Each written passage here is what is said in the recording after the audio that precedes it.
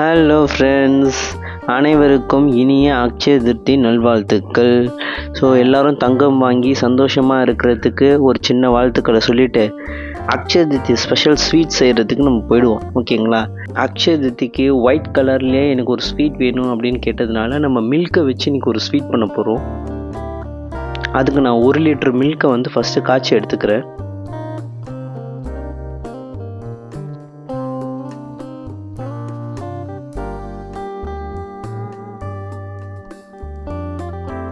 Okay, இப்போ பால் பொங்கிடுச்சு. இதே மாதிரி எல்லார் வீட்லேயும் தங்கம் பெருக வாழ்த்துக்கள். இப்போ நம்ம இந்த பாலை திரிய வைக்க போகிறோம். அதுக்கு நான் 1 லெமனை புழிஞ்சு எடுத்திருக்கேன்.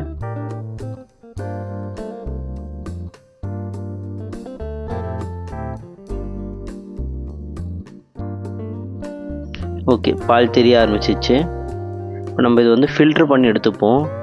இந்த சீஸ் காட்டன் இருக்கும் இல்லையா, அதை வச்சு நம்ம ஃபில்டர் பண்ணி எடுத்துக்கலாம்.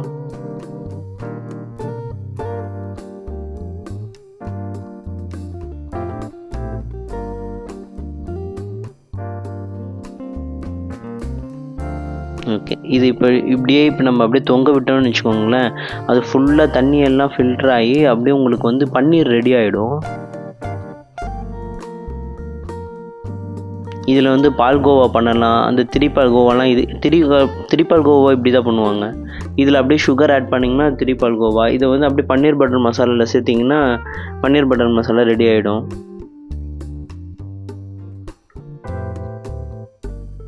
இதை நல்லா புழிஞ்சு அதில் தண்ணி இல்லாமல் அதை எடுத்துக்கணும். நான் அதுக்காக ஒரு வெயிட் வச்சுருக்கேன். நான் ஃபுல்லாக புழிஞ்சிட்ட பிறகு அதை அப்படி ஒரு வெயிட் வச்சு ஒரு 1/2 hour விட்டுருவோம்.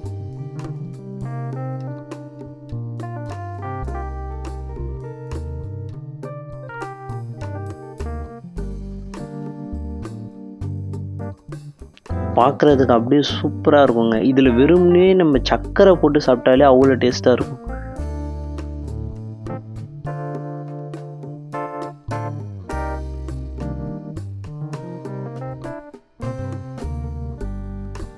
பாருங்க, 1 லிட்டர் பாலுக்கு சும்மா ஒரு கை அளவுக்கு தான் வந்திருக்கும்.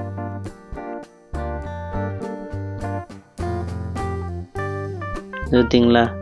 ஜஸ்ட் ஒரு கை அளவுக்கு தான் வரும் 1 லிட்டர் பாலுக்கு. இப்போ இதை நல்லா பிசைஞ்சு எடுத்துக்கணும். நான் என்ன பண்ணேன், வீடியோ ஆனில் இருக்குதுன்னு நினச்சி நான் எல்லாமே பண்ணிட்டேன். ஆக்சுவலி இதில் வந்து நான் மில்க் பவுடரும் கொஞ்சோண்டு மைதாவும் ஆட் பண்ணியிருக்கேன். இந்த பதம் வர மாதிரி, சப்பாத்தி மாவு பதம் வர மாதிரி ஒரு 3 ஸ்பூன் மில்க் பவுடர் ஆட் பண்ணியிருக்கேன். அப்புறம் ஒரு 3 ஸ்பூன் மைதா ஆட் பண்ணியிருக்கேன்.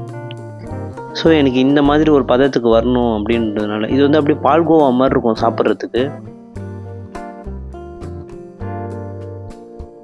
இது இந்த மாதிரி உருண்டை பண்ணி இப்படி தட்டையாக வச்சுக்கலாம்.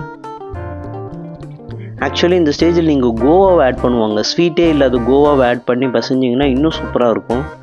நம்ம இப்போ அந்த மாதிரி எத்தனை உருண்டை வருதுன்னு அந்தமாதிரி தட்டி எடுத்துக்கலாம்.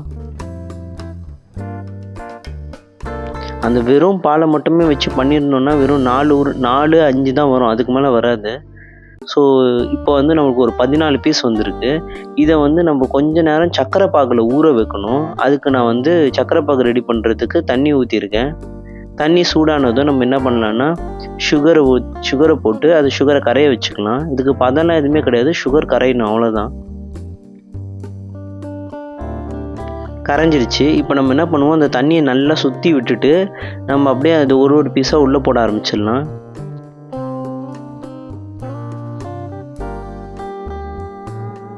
ஏன்னா அது பாத்திரத்தில் போய் அடியில் போய் பிடிச்சிடக்கூடாது, அதுக்காக தான். சுற்றி விட்டுட்டு நீங்கள் போட்டிங்கன்னா அப்படியே அது உள்ளே சுற்ற ஆரம்பிச்சிடும், கீழே ஒட்டாது.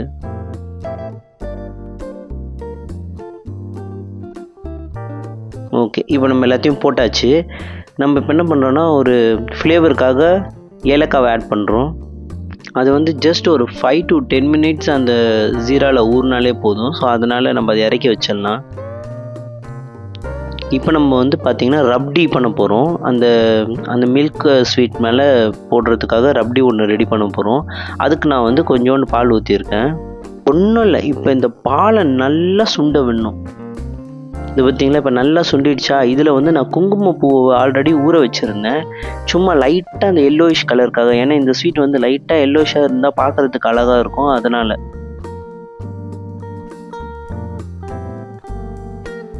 இதில் வந்து நான் வந்து பாதாமும் பிஸ்தாவையும் சின்ன சின்ன பீஸாக அப்படியே நறுக்கி வச்சுருக்கேன். அதையும் ஆட் பண்ணிக்கோங்க. இப்போ நல்லா சுண்டிட்ட பிறகு தான் நம்ம சுகரே ஆட் பண்ணுறோம். நான் ஒரு 3 ஸ்பூன் சர்க்கரை தான் போடுறேன். இது கிட்டத்தட்ட 1/2 லிட்டர் பால் இருக்கும், ஆனால் நான் 3 ஸ்பூன் சர்க்கரை தான் போடுறேன். ஓகேங்களா. இப்போ இது நல்லா கொதிக்கிற நேரத்தில் நம்ம என்ன பண்ணலான்னா, அந்த எல்லா ஸ்வீட்டையும் அப்படியே உள்ளே போட்டுடலாம். இது பால்லையும் அப்படியே இப்படி லைட்டாக ஒரு கொதி வரணும். அப்படி கொதி வந்துடுச்சுன்னு வச்சுக்கோங்களேன், அப்படியே இந்த ஒரு மில்க் ஸ்வீட் ஒன்று எடுத்து வச்சு அது மேலே அந்த ரப்டியை ஊற்றி அந்த ரப்டியோடு சேர்த்து இந்த மில்க் ஸ்வீட்டை சாப்பிடும் போது செம்ம டேஸ்ட்டாக இருக்கும். அது மேலே இந்த ரப்டி தான் மெயினே. இந்த ரப்டியோடு சேர்த்து சாப்பிடும் போது தான் செம்ம டேஸ்ட்டாக இருக்கும். ஓகே, இப்போ நம்மளுடைய மில்க் ஸ்வீட் ரெடி ஆயிடுச்சு. அப்படியே அதை அழகாக ஒரு சின்ன ஸ்லைஸ் போட்டுக்கலாம். அப்படியே சாஃப்டாக சூப்பராக வந்திருக்கு. இது அந்த ரசமலாய் ஃபார்மட் தாங்க. ரசமலாயை அப்படியே நான் வேற ஒரு மில்க் ஸ்வீட் மாதிரி நான் பண்ணியிருக்கேன், அவ்வளோதான். அந்த ரப்டி அப்படியே அது மேலே போட்டு அப்படியே ஒரு ஸ்பூன் எடுத்து அப்படி சாப்பிட்டுன்னு வச்சோங்களேன், அல்டிமேட்டாக இருக்கும். ஸோ கண்டிப்பாக நீங்களும் இதே மாதிரி வீட்டில் ஒரு தடவை ட்ரை பண்ணி பாருங்கள். இந்த வீடியோ உங்களுக்கு பிடிச்சிருந்தா லைக் பண்ணுங்கள், கமெண்ட் பண்ணுங்கள், ஷேர் பண்ணுங்கள், மறக்காமல் சப்ஸ்கிரைப் பண்ணுங்கள். அப்படியே பக்கத்தில் இருக்க அந்த பெல் ஐக்கானையும் ப்ரெஸ் பண்ணுங்கள். பாய் பாய்.